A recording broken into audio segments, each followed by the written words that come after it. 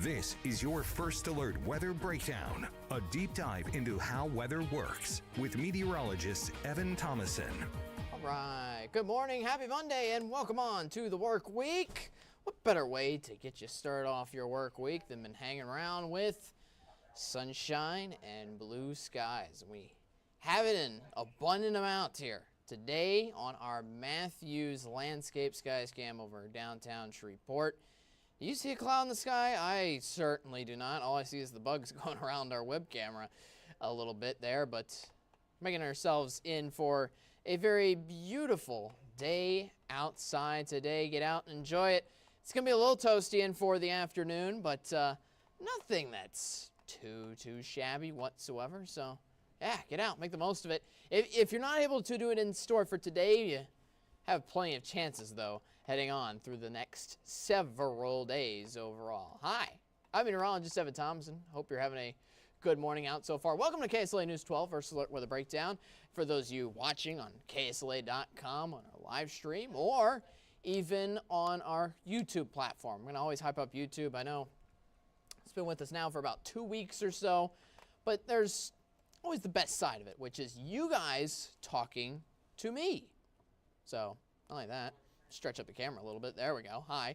So my forehead isn't touching the ceiling, so to speak. Yeah, so what happens with YouTube, again, real quick, is I look at YouTube stream over here, and I can see the chat. If there's anything in the chat, I can see it live, and I can answer your questions or just comment to your comments and things like that right off to my right side. It's a convenient and cool tool, again, for not just for me to talk to you and to, talk as the podcast goes on, but for you guys to contribute, so to speak. Or if you guys have any questions, just feel free, let me know. That's what I'm here for. That's what we're here for, a podcast where we have plenty more time than a regular show, at least for weather, so to speak. All right, so that's what's happening on there. Last thing before we get into the actual podcast a little bit more, the people here don't want me to tell you this, but I'm a Falcons fan, unfortunately. I shouldn't even, well, it is a little unfortunately. We have had bad luck, our fair share of bad luck in the past couple days. Not past couple days, past couple years. But anyways, we beat the Saints this weekend. Ha. Sorry, Rachel. I liked your shirt at least on Friday, even though it was, Dirty Bird on a plate. It was very creative. I'll give it that.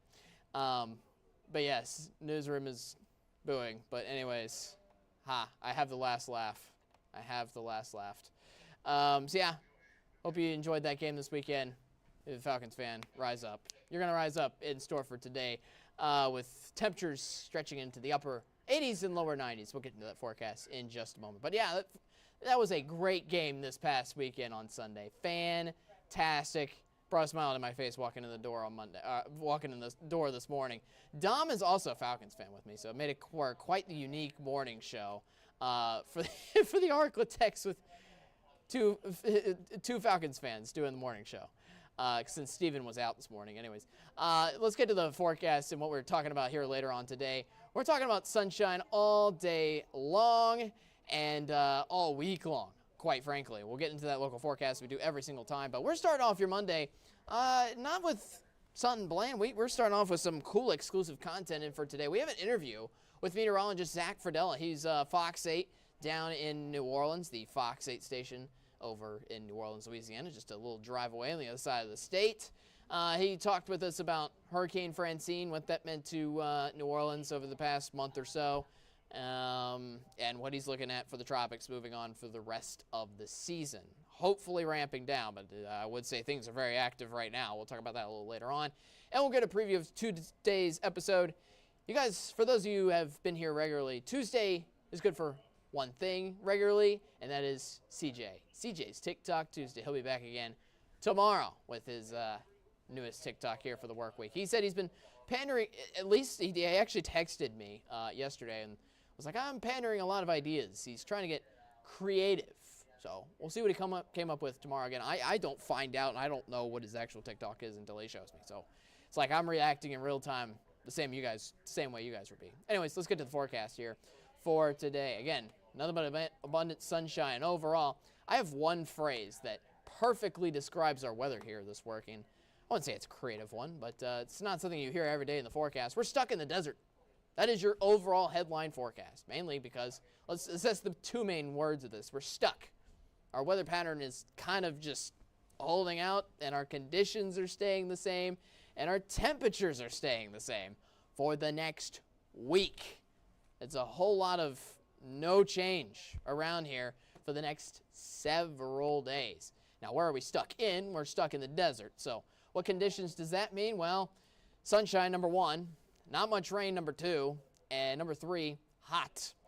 Hot conditions. I would say it's going to be like summer mostly, but not entirely. Look at the third bullet point. We actually have lower humidity values in place over the next several days. That's kind of where the dry comes in with the desert part. The humidity is not that great here this work week, which is actually kind of good news because then you don't feel the weight of the humidity on top of the heat, because then that preps up kind of those heat advisories and excessive heat warnings and some of the hottest days of the year. So this week, I wouldn't say it's going to be the hottest day of the year, so to speak, for this entire week, whatsoever. But it's certainly going to be hot to some capacity, yes. And at least the lower humidity levels are going to be working in our favor. So here's the feels like temperature for today and well over the next several days. Lower 90s, maybe mid 90s in Shreveport. And the same thing can be said about the day tomorrow, honestly, and beyond. So yeah, above 90 degrees. Anytime you see that, it's going to be a little toasty and for this afternoon. Here's a live look at our satellite. High pressure is what's protecting us throughout the next several days. I mean, you look regionally around us, there is not much to speak of. Low pressure way off to our east, giving just a few rain showers. Unfortunately, out to the same areas which are dealing with flooding issues. Not great. Not great for areas of North Carolina and Tennessee and Virginia that are still recovering. On the morning show, real quick note about that with Helene, moved through last week. Again, there's still flooding issues in North Carolina and Tennessee. We had I believe it was a Salvation Army QR code. I believe you can find it on our website. If you want to help and donate, that's probably the best thing that you can do, unless you can somehow go over to North Carolina and provide resources. The easiest way just to help, period, is just to donate money over to those relief efforts. I actually have a grandparent who's over in the west side of North Carolina.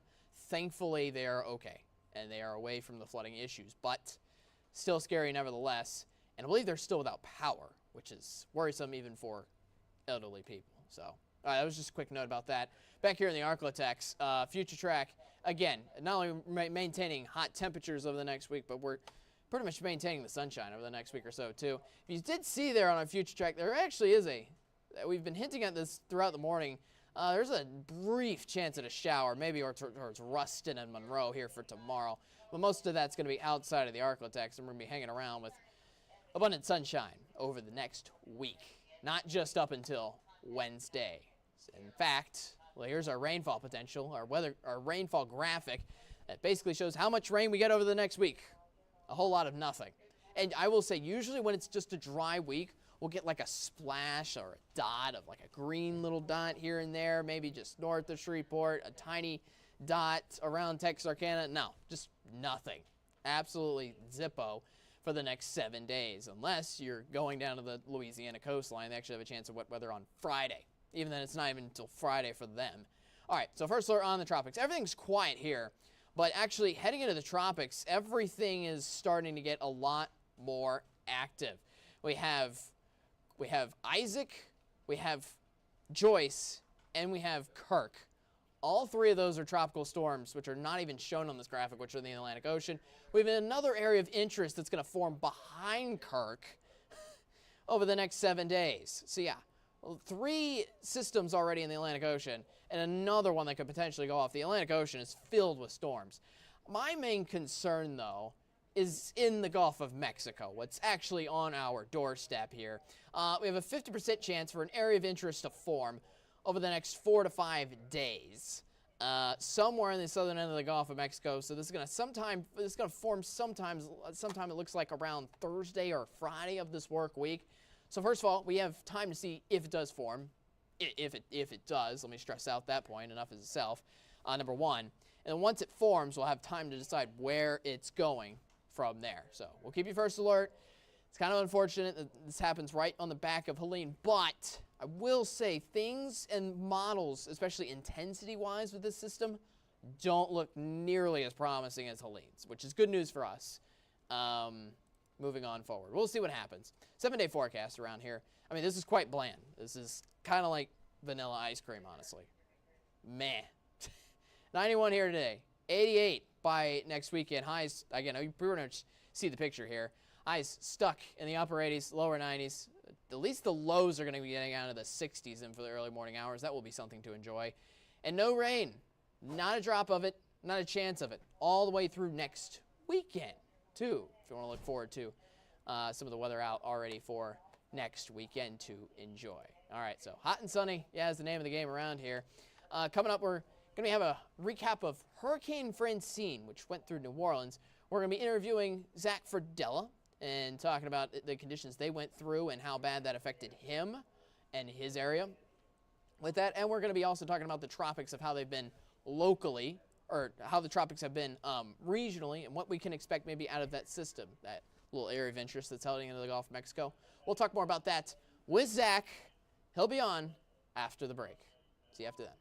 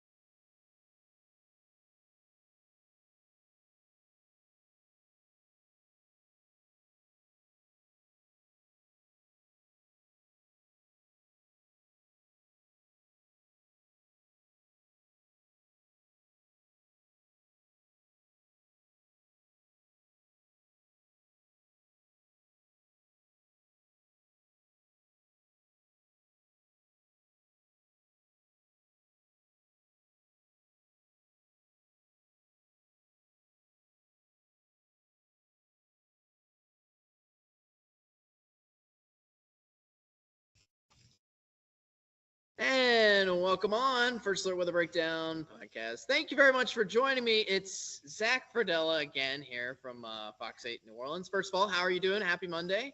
Good Monday. Happy last day of September. About to be October. Ready to shut down the hurricane season very soon.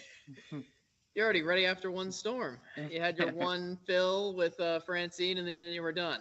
The problem is right now they're coming back to back to back. So we had Francine, then we had to worry about Helene, even though it really didn't impact us. And now we have this new area coming into the Gulf.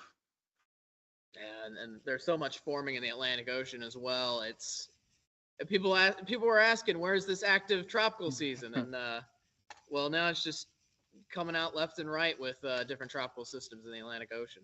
You know, it's funny because there are so many different hypothesis out there about what happened this hurricane season. It was supposed to be the most active hurricane season on record. The numbers were coming out. They were going blazing through the roof.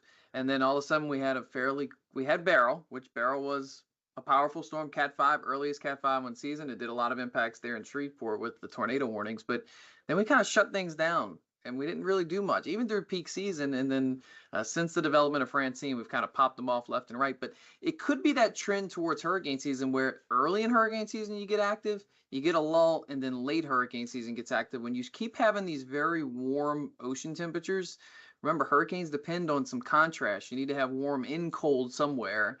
And if everything's just warm, it could be waiting for those fall months to kick in to kind of cool different parts of the ocean and make the storm start develop at that point. Yeah, it's kind of crazy. Again, Beryl made quite the impact on our region here locally. And then, yeah, you're right. It just kind of meandered, shut down. I kept showing the graphic of still nothing forming in the next 7 days or so.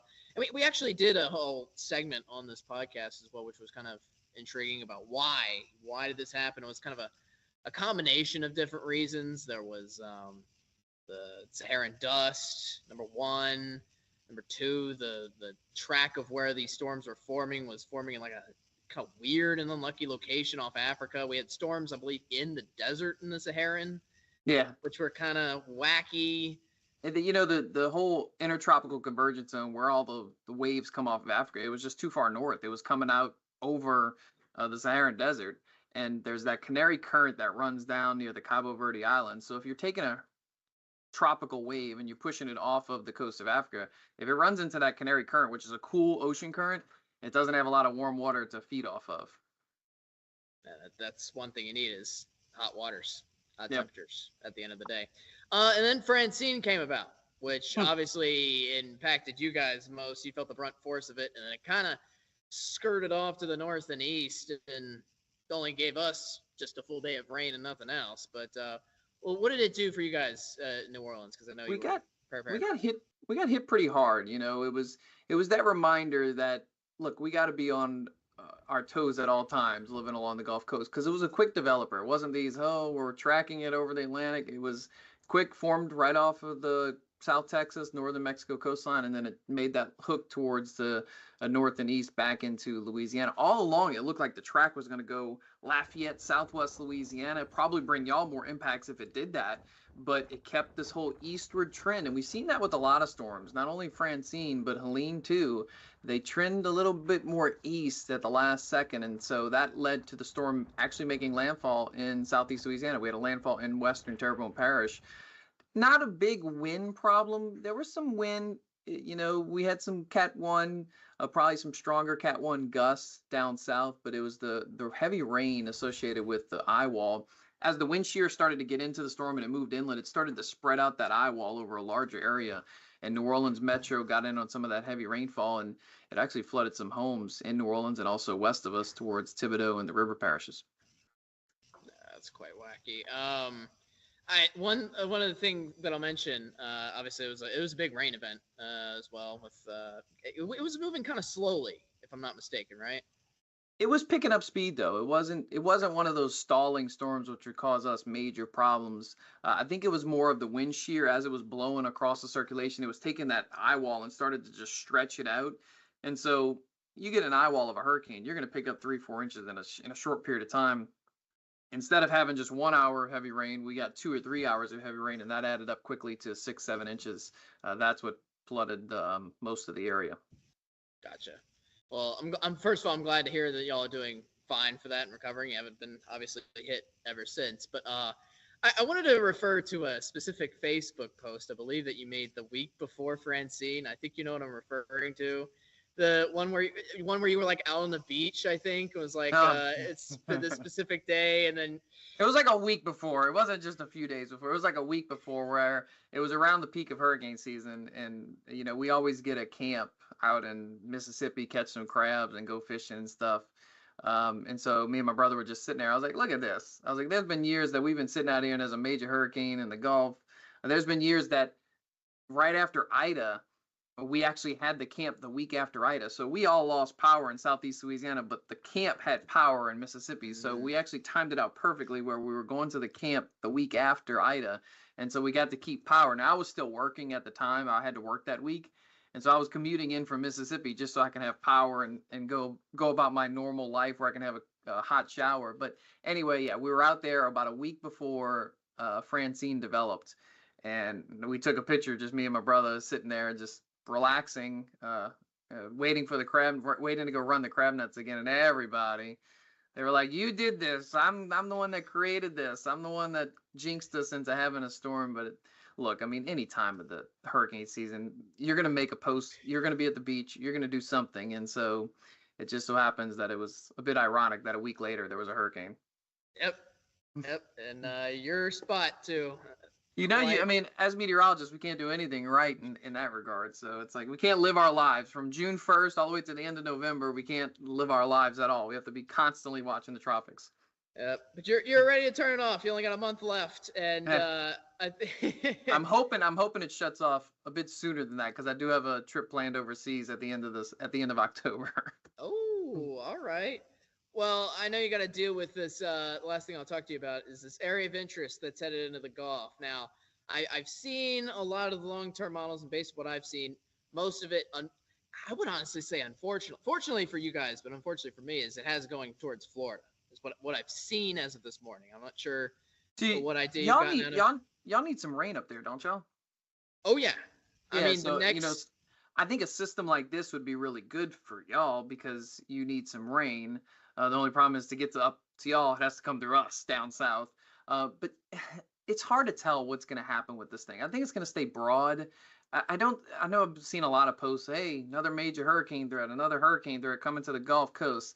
I just don't see that right now. I think we just have to wait it out, and we're getting to the time of year. Once you flip the calendar to October, you get more wind shear down in the Gulf. So a weaker tropical depression, tropical storm. Maybe we take a name from this system. That's a possibility, but it looks more like a rainmaker for somebody along the Gulf Coast. Is it more so towards Florida? Does some of that heavy rain get towards the central Gulf Coast? That's certainly a possibility, but you start to shut down the season very quickly for Texas and the western half of Louisiana moving into October. Oh, that's good. That makes you feel more optimistic, especially for your trip, which is good. There's a reason why my trip is not until October 16th onward because now look, there's always the 2020s where we had Hurricane Delta and Hurricane Zeta in October, but that is a rare feat that hopefully we never produce that again. I hope so too. But yeah, I believe that area of interest, as of recording this, I think it was only like a 50-50 call. And Yeah. 50-50 call is still a.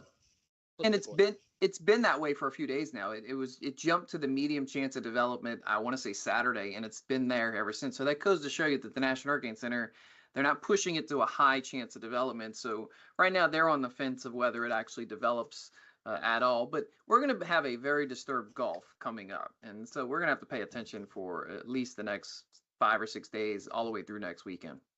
It's kind of weird me saying that I kind of want that system up here, as you were saying, because I think you guys are getting some Gulf storms somewhere in the next week or so. But next 2 weeks here look bone dry. Yep.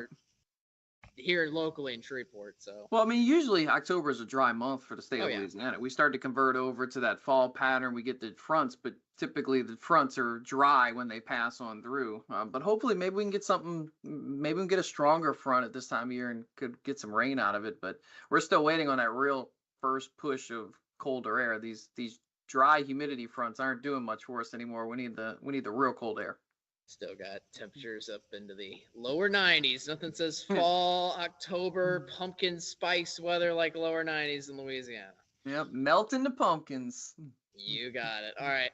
Thanks for joining me again, Zach. I appreciate it. And yeah, best of luck to you, especially with the Gulf system looming at least a little bit. So thanks for having me, Evan. It's always fun to talk, and hopefully our next go around of this is going to be talking about winter, snow, and not tropics.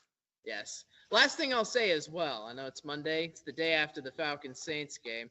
I'm not sure if you knew this. My family's from Atlanta. I saw it this morning. I saw you're a Falcons fan. Yeah, that's disgusting. Just disgusting. Go Dirty Birds. You have a great Go ahead. You have to come to our house next time, so we'll get the last laugh later on in the season. Yeah, that's what they always say. All right, have a good one, Zach. I might make a bet with you on the next game. We'll see. All right, you too. All right, have a good one. All right, we'll stick around for a recap of this. Coming up after one last break. Stick around.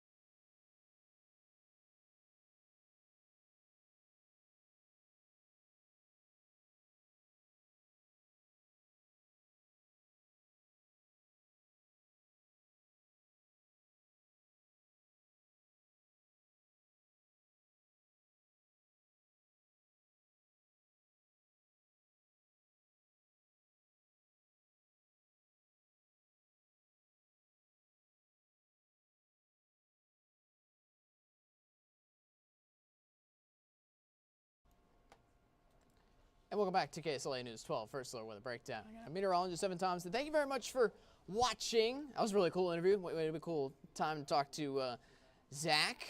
Appreciate him always coming on, and glad New Orleans did just fine throughout Hurricane Francine, which was nice. One other thing about that interview, I don't know why my camera, if you saw it, I'll kind of put like a stop frame on it. I don't know why. I'll pause this real quick. There we go.